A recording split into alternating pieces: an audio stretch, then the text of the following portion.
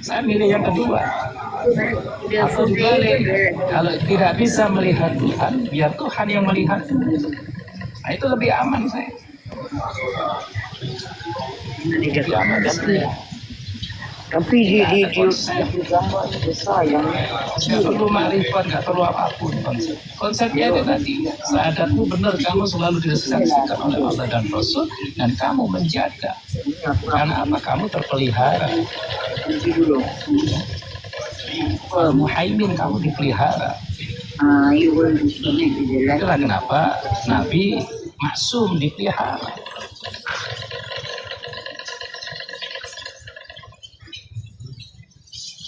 Kalau dirimu adalah mahfuz atau muhaimin.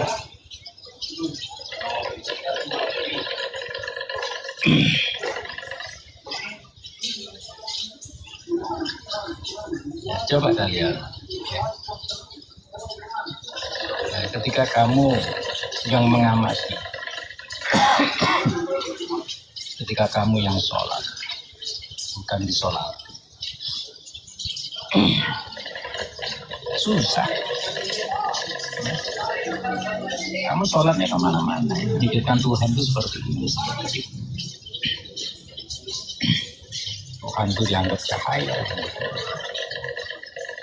Tuhan itu dianggap rasa, ya.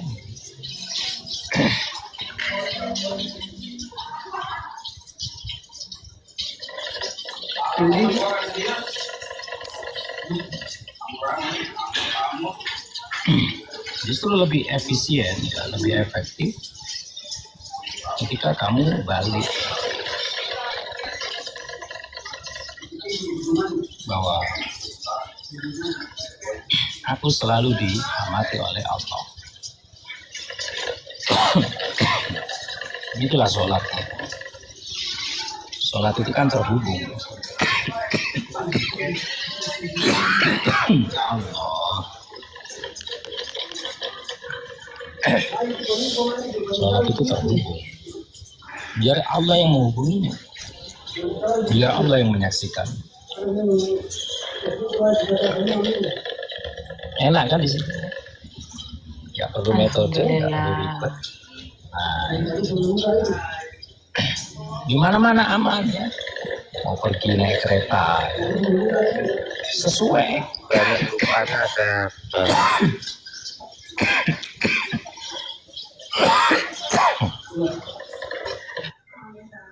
tempatnya lupa apa tapi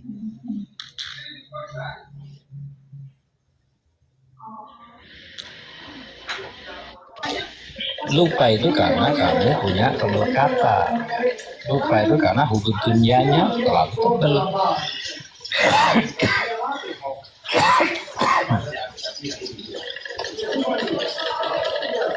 Kalau kamu berserah meniadakan diri, apanya yang dilupakan?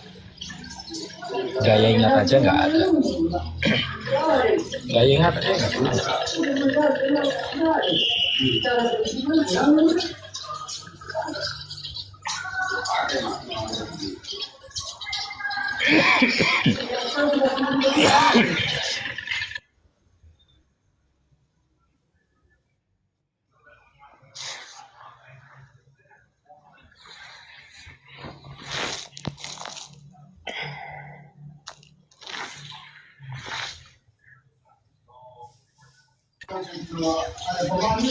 Batu ini kalau lagi datang gini ya, lagi nggak datang ya tenang. Ini ngomong aja karena apa ya, dada sama perut ini kayak melunjak-lunjak. Ini batu.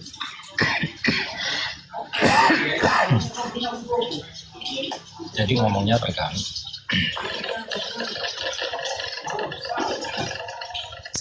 Tapi dinikmati. Ketika kamu merasakan sakit pada sesuatu tertentu, kayak batu ini kan, berhubungnya kepada apa? Kepada pernapasan, kepada tenggorokan, kepada perut, kepada kepala sakit, kepada dada sesak. Ada nikmat lagi, yang tidak lagi sakit, ya, seperti apa? Matamu masih bisa melihat, telingamu masih mendengar, mulutmu masih berbicara. Kita alihkan ke sana. Saya itu selalu begitu. Yang sakit saya abaikan. Itu namanya orang syukur. Syukur itu tidak menyalahkan orang lain dan tidak menyalahkan dirinya sendiri. Tidak menyalahkan unsur-unsur lain dan tidak menyalahkan unsur-unsur dari dirinya. Itu namanya syukur. Kalau ikhlas, nah ikhlas itu meniadakan diri tadi.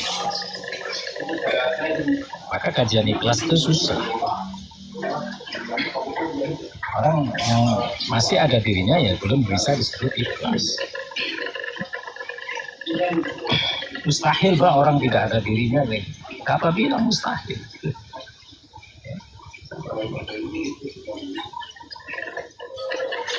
Kita tiada diri itu dalam arti meniadakan ruang dan waktu. Ya. Karena ruang dan waktu itu bisa dikondisikan. Ruang dan waktu itu situasional. Ada keterkondisian, ada persesuaian, ada keselarasan. Namanya meniadakan diri, menghilangkan ruang dan waktu itu. Semua yang terjadi spontanitas. Ya. Kayak batuk tadi, apakah diatur? Tidak. Ya. Jadi ketika datang ya batuk. Nggak bisa dinamakan sesuatu itu diatur. Nah, gerak Tuhan, gerak murni, gerak kesadaran ilahi, yaitu yang spontanitas. Kata orang Jawa, kereteke ati. Kereteke ati itu sesuatu yang hadir pertama. Tapi kalau ditahan, menjadi sesuatu yang tidak pertama. Akhirnya ada keselarasan dulu ya. Ada tendensi kepada pikir ya. Akhirnya ditimbang-timbang. Bukan sesuatu yang murni kalau begitu.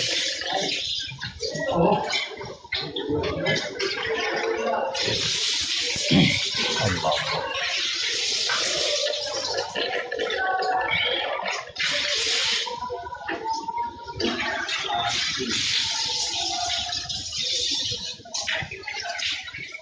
Silakan yang bertanya. Bang Majnun. Silakan Bang Majnun.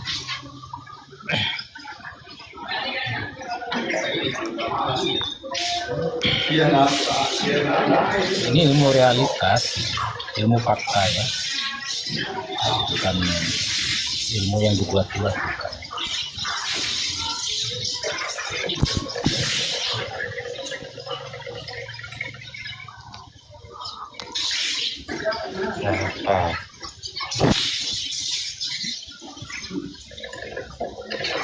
Saya itu sampai urusan makan minum nggak ada keinginan nanti makan ini, nggak ada.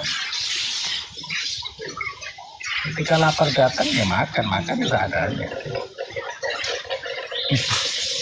Sudah terbiasa. Nggak ada ikan nggak mencari, nggak ada lauk nggak mencari. Minum pun juga begitu. Nggak ada rencana minum teh, minum kopi. Gini ya Bah, mau cerita pengalaman sedikit lah ya Bah. Boleh Bah? Ya. Saya melakukan zikir daim Allahu, tapi saya masuk ke dalam kamar dengan bookingan wanita lupa. Tapi di situ saya masih kalah dengan pikiran saya, Bang. Bahkan wanita itu yang saya booking itu mengetahui bahasa di situ dikir. Gimana, Bang? Daimun dawam ya. Sebenarnya bicara daim dawam itu yang ada kontraflow. Yang saya lakukan gini Pak, keluar masuk dengan Allah, keluar hu, masuk Allah, keluar hu. Tapi Bukan gaim itu. oh kata Bukan gaim. Gaim itu sirul asar itu ya tidak menyebut apapun. Menyebut tapi mulutnya terkunci. Ya, dinamakan gaim dawam itu apa sih? Kontraflow. Apa sih kontraflow itu? Ya, bertolak belakang dengan kebiasaan yang ada. Itulah dinamakan dawam, gaim. Contoh ya. Jam itu berputar searah jarum jam ya, ke kanan gitu ya. Matahari, bulan, bumi ya, mengitari ya, atau berputar itu searah yang dinamakan searah jarum jam. Apa yang terjadi yang sudah menjadi panduan orang banyak itu disebut istiqomah. Istiqomah itu qaim kebangkitan. Nah, bergeraknya itu searah jarum jam. Tapi kalau dawam, gaim itu melawan. Ya. Ada ya ibadah yang melawan daripada kebiasaan ya. Seperti apa tawaf? Nah, tawaf itu melawan arus, kontraflow. Ya, berputar di arah sebaliknya. Tarian Rumi atau darwis. Ya, itu melawan arus. Begitupun juga dengan kenyataannya kan gitu ya. Kenyataannya orang-orang yang ibadah gaim ini tidak seperti ibadah-ibadah yang istiqomah tadi. Beda. Dan kontraflow ini tidak bisa diamati oleh dirimu dan oleh siapapun. Dirimu aja nggak bisa mengamati, apalagi orang lain. Bicara daim itu dirimu nggak bisa mengamati. Dawam itu kontraflow. Maka tahapannya sebelum daim ada yang dinamakan wusto. Nah, wusto itu pertengahannya. Jangan ke daim dulu, ke wusto. Nah, wusta itu adalah ibadah kolbi, pertengahan wilayah kolbi. Ya, Allahu itu kolbu, zikir kolbi. Ya. Kalau zikir sirul asrar itu namanya sirasa, ya tidak mengucap apa-apa. Kata Abu Bakar, la sautin wala hurfin. Makanya Abu Bakar lebih senang diam daripada berzikir.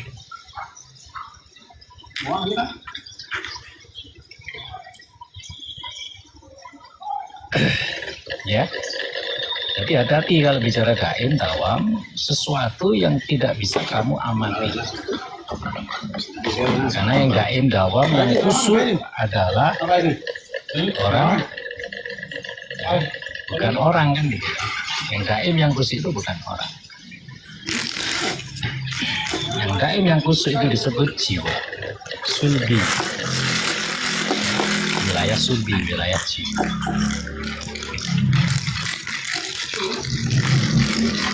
Sufi itu adalah jiwa, bukan sosok. Ada orang mengaku sufi, berarti nggak paham apa itu sufi. Sufi itu adalah jiwa, laku jiwa itu sufi. Dan semua punya kesufian. Ya, jangan salah, semuanya punya kesufian. Ketika fokus kepada lagu jiwa, sholatnya juga sholat jiwa. Daim, ya. Bicara daim itu kontrak, melawan arus. Maka kamu akan dipandang akrobatik oleh yang lainnya. Dipandang kontradiktif, ya. Karena kamu nyentrik dan eksentrik.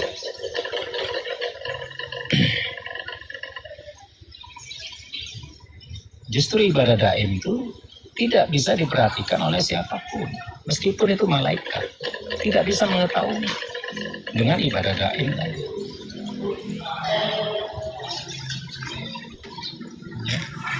Jiwa yang bertemu ruh salamun qawlam rabbil rahim, itulah tempatnya daim.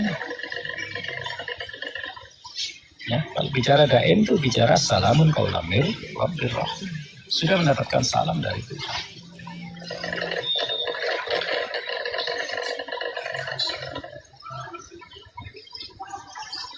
Maka saya anggap mitos daim itu.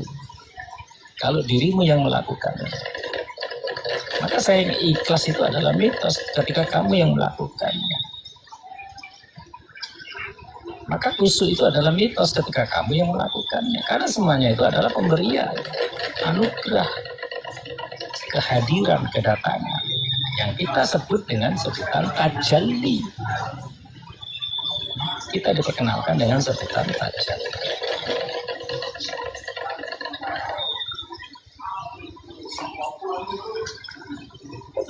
Ya, ada wilayah yang bisa kita bahas, ada wilayah yang cukup kita menunggu kedatangannya. Ya, Sirul Asrar itu tidak perlu dibahas, tidak perlu dikaji. Kita tunggu kedatangannya aja. Ada orang yang mengejar cahaya, tapi ada orang yang didatangi cahaya, kan gitu ya.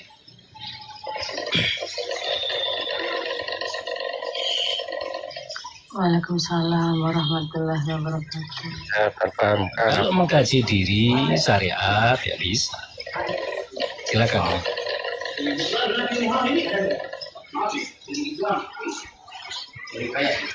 Silakan Majnun. Oh iya.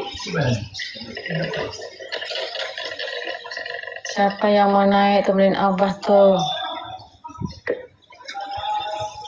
Apa istirahat dulu nanti lagi ya, Bah? Gimana, Bah? Ya, nanti Ya lagi. udah. Habis Kita maghrib. tutup dulu ya. Nanti lagi. Mohon maaf lahir dan batin. Wassalamualaikum warahmatullahi wabarakatuh. Terima kasih. Nih.